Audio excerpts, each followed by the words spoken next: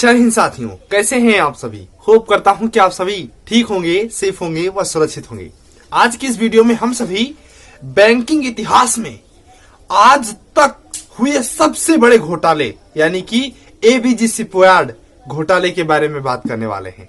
मतलब अभी तक का बैंकिंग का ये इतिहास रहा है कि इतना बड़ा घोटाला बैंकों के साथ कभी नहीं हुआ, इतनी बड़ी बैंकरप्सी कभी नहीं हुई जितनी इस समय रिपोर्ट की गई है। तो आखिर हम सभी समझने वाले हैं कि एबीजी शिपयार्ड का मामला क्या है, किस प्रकार से इसके जो डायरेक्टर थे जिनका नाम था ऋषि कमलेश अग्रवाल जी ने किस प्रकार से 22,842 करोड़ रुपए का घोटाला किया। तो शुरू से लेकर अंत तक इस घोटाले का किस प्रकार से पैसा गमन किया गया, किस बैंक ने दिया, कैसे क्या हुआ, ये पूरा सिस्टम आज की इस वीडियो में हमसे बात करने वाले हैं।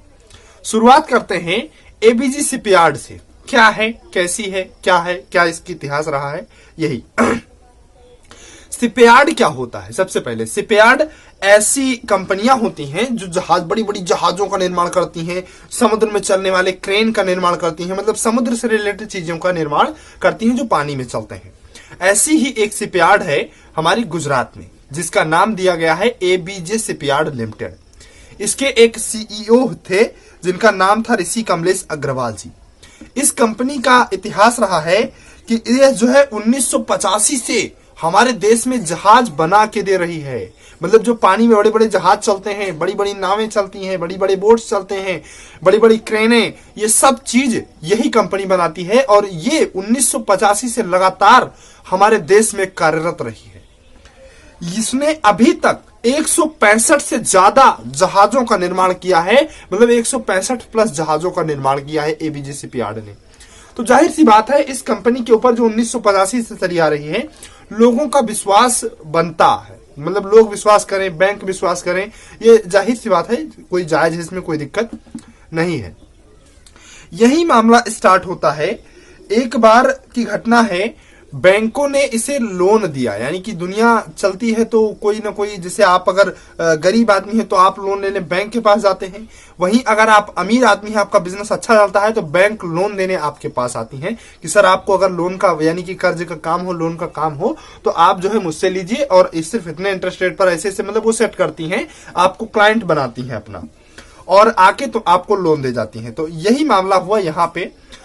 अप्रैल के 2012 में ये कंपनियां गईं और अग्रवाल जी के पास कि सर आपको लोन लेना है। कहा हाँ भाई चाहिए तो पैसा मुझे। तो कहा कि देखिए सर ऐसा है कि अग्रवाल जी ने कहा देखिए मुझे 22,842 करोड़ रुपए चाहिए। आईसीआईसी बैंक गया था वहां पे, आईसीआईसीआई बैंक। तो इन्होंने आईसीआईसी बैंक ने कहा कि देखिए सर हमारे पास तो इतना पैसा नहीं है, लेकिन हम एक कंसोर्टियम का निर्माण करते हैं। कंसोर्टियम क्या होता है समझते चलिएगा। कंसोर्टियम मींस कई बैंक आपस में इकट्ठा होकर आपस में पैसा इकट्ठा करके जो है एक धन इकट्ठा करते हैं, जिसे कंसोर्टियम बोला जाता है। फॉर एग्जांपल जैसे आईसीआईसी बैंक गया एसबीआई के पास, पीएनबी के पास, बैंक ऑफ बड़ौदा के पास। देखिए एक क्लाइंट आया है, आप क्यों पड़े हो किसानों के चक्कर में, उनको लोन दे के एनपीए करवा रहे हो, पैसा भी वापस नहीं आ रहा है। ऐसा करो कि पैसा लाओ मुझे दो, मैं इस क्लाइंट को दूंगा और इससे जो ब्याज आएगा वो हम सब आपस में मतलब बाइसेक्ट करेंगे, आपस में बांट लेंगे, कोई दिक्कत। इसी में इतने में और कंपनियां इसमें एलआईसी बेचारा फंस गया, उसका भी 136 करोड़ रुपए का नुकसान लग गया। एलआईसी से भी आईसीआईसी बैंक ने कहा देखिए लोगों को डरा कि बहुत पैसा मतलब ऐंठ लिए हो तुम लोग की जीवन बीमा करा लो, मर जाओगे जीवन बीमा करा लो, डरा कि बहुत पैसा ऐंठे हो, तुम भी आओ। 136 करोड़ रुपए घाटा उसको भी लगा हुआ है। आईडीबीबी बैंक, इसमें बहुत से ऐसे बैंक है, देना बैंक, यस बैंक जो खुद कर्ज में डूबा है वो कर्ज देने की स्थिति में इस घटना में आया था। तो कुल मिला के 22,842 करोड़ रुपए इस प्रकार से इकट्ठा किए गए, सभी बैंकों को मिलाकर कंसोर्टियम बनाया गया और पैसे उठा के दिए गए उनको।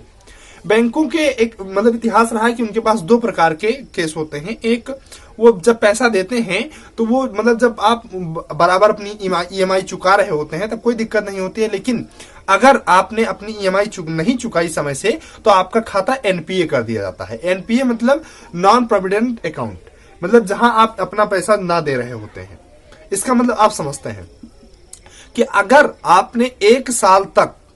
आपने 1 साल तक अपनी ईएमआई नहीं दी बैंकों को, तो आपको आपके पैसे को बैंक लॉस असेस्ड मान लेता है कि ये पैसा गया, तो अब तो गया है पैसा। 1 साल तक अगर नहीं दे आप, 1 साल से कम अगर तो उसे कुछ करके मतलब वो टेंशन वेंशन करके मतलब रखता है, उसके बहुत से कैटेगरीज होती हैं, लेकिन अगर आपने 1 साल नहीं दिया उसे लॉस असेट माना जाता है। ठीक है, 2012 में इन लोगों ने पैसा दिया, जुलाई 2017 तक चला, कोई दिक्कत वहां पे नहीं आई।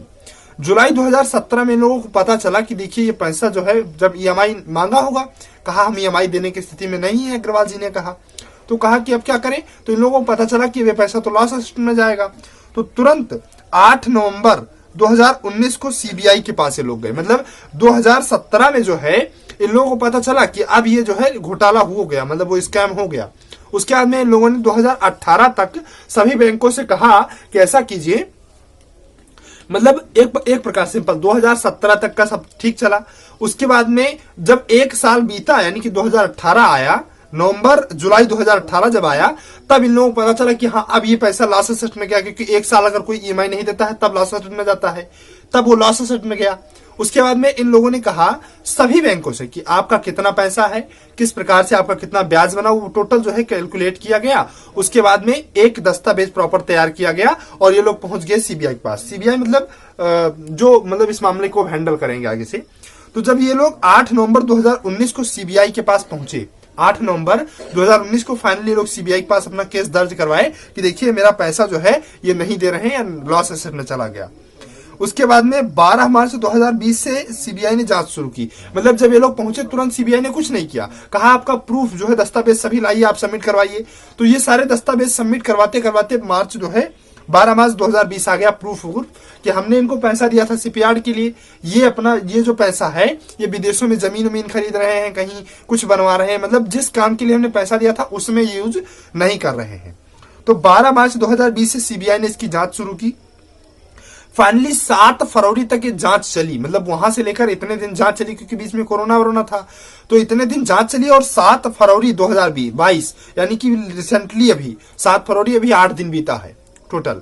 तो 7 फरवरी को ये केस सीबीआई ने अपने पास दर्ज कर लिया है। फाइनली 8 लोगों के खिलाफ ये केस दर्ज किया गया है इस घोटाले में। और अब ये पैसा आप लोगों के मन में फाइनली जो बात आती है कि इस पैसा सरकार को या बैंकों को कैसे मिलेगा। इतना पैसा बैंकों को चला गया तो बैंक तो बर्बाद हो ही जाएंगे। तो सिंपल बात आप सभी को मैं बताऊं कि इसीलिए एक बैड बैंक का निर्माण हुआ था लास्ट ईयर, मतलब 2021 में। बैड बैंक क्या करती है? बैड बैंक इस प्रॉपर मतलब आपका कर्ज के बदले जो आपने प्रॉपर्टी बना रखी है, मतलब क्या ऐसा नहीं जब इन्हें कर्ज मिला तो उससे ज्यादा की प्रॉपर्टी इन्होंने गिरवी रखी होगी बैंकों के पास, तो उसी प्रॉपर्टी को अब बैंक मतलब जो है क्या बोलते हैं इसको, बैड बैंक अब बेचेगी। जो उससे पैसा आएगा वो इन बैंकों को दे दिया जाएगा। 30,600 करोड़ रुपए सेंट्रल गवर्नमेंट ने बैड बैंक को लोन परचेज करने के लिए दिए हैं। 22,000 करोड़ का 15% मतलब तुरंत इन बैंकों को मिल जाएगा, यानी कि 3300 करोड़ रुपए इन बैंकों को दे दिया जाएगा तुरंत। 30,600 करोड़ जो बैड बैंक को मिले हैं उससे 2 लाख करोड़ रुपए तक के लोन परचेज किए जाएंगे, उसके बाद में उनकी वसूली की जाएगी। अब बैंकों के लिए ये बहुत ही अच्छा सुनहरा मौका है कि उनका कर्ज जो है डूबेगा नहीं। बैड बैंक आ चुकी है, वो सभी का जो है कर्ज, इसीलिए बैड बैंक बनाई गई थी कि जो भी पैसा लेके बैंक भाग जाए या कुछ भी हो, वो जो है किसी भी प्रकार से पैसा वसूला जाए। ये पैसा किसी के हाथ में नहीं जाता। प्रॉपर्टी जैसे उस पैसे से कहीं इन्होंने प्रॉपर्टी ली होगी, कहीं बिल्डिंग बनाई होगी, कहीं फैक्ट्री बनाई होगी, कुछ ना कुछ तो किया होगा, वही प्रॉपर्टी बिल्डिंग्स वगैरह सब बेची जाएंगी और ये पैसा पुनः वापस लाया जाएगा। लेकिन ये काम सब बैड बैंक करेगा। बैड बैंक का हाल ही में उद्घाटन हो चुका है। ये पैसा जो है 3300 करोड़ देके बैड बैंक के सारे लोन को परचेज कर लेगा। तो आशा करता हूं इस स्कैम के बारे में आप सभी ने समझा होगा और आप सभी को वीडियो पसंद भी आई होगी। मिलते हैं किसी नेक्स्ट वीडियो में ऐसी इंटरेस्टिंग टॉपिक को लेकर, तब तक के लिए आप सभी को जय हिंद।